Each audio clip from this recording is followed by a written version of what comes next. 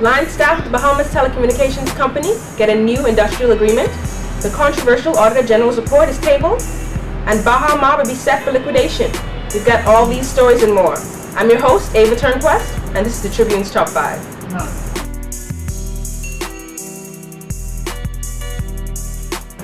The murder count remains on track to outpace last year's figures, with this week ending with the count at 81. The latest murder, the shooting death of a man sitting in front of a home in the Montrose Avenue area, has pushed the country's homicide toll to 81, according to the Tribune's records. The incident occurred on Carew Street, west of Montrose Avenue. According to Chief Superintendent Clayton Fernanda, around 10 p.m. on Wednesday, the deceased was sitting at the end of Carew Street West, a dead-end street, with another man. He said the men were approached from behind by a masked gunman, who fired several shots in the direction of the two men, who subsequently ran trying to evade the gunfire. Chief Superintendent Fernanda said the deceased was struck several times, eventually collapsing in front of a yard just across the street. However, the other man managed to get away without being struck by the gunfire. As of July 16, 2014, the country had recorded 65 murders. Last week, National Security Minister Dr. Bernard Nottage announced that the government had secured a $20 million loan from the Inter-American Development Bank to fund crime-fighting programs. The Bahamas Communications and Public Officers Union, which represents line staff at the Bahamas Telecommunications Company, signed a new industrial agreement on Thursday. The new agreement will put the company in the position to restructure and lay off staff.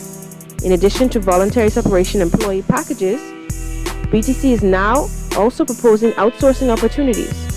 The BTC outsource model, according to the company, will be offered to individuals or groups of employees who can provide a proposal for identified services such as warehouse duties, bill printing, and various above and underground field services, such as tower or cable riggers. Employees identified in areas impacted by outsourcing will get a fixed-term contract for the period of their employment until a vendor for the designated outsource area is selected by BTC. Earlier this week, BTC announced that it had also signed a 3-year agreement with the Bahamas Communication and Public Managers Union. The packages agreed by both the unions for the BTC line and managerial staff in the areas of outsource offer salary incentives and medical and training awards to assist staff with the transition, BTC said. Prime Minister Perry Christie this week tabled the controversial Auditor General's report into urban renewal, freeing up the Public Accounts Committee to begin its probe again into the program. The Auditor General report into Urban Renewal 2.0 and its Small Homes Repair Initiative was tabled during the morning session of the House of Assembly by Prime Minister Perry Christie. The report, which unearthed a litany of issues leaving the initiative open to abuses, will now allow the Public Accounts Committee to summon whoever it needs to defend the government and to ensure transparency, according to Prime Minister Perry Christie. Mr. Christie said the government was fully prepared to facilitate the work of the PAC. This is the same report which had been leaked to the press in April and sparked heated public discourse over the operations of the program.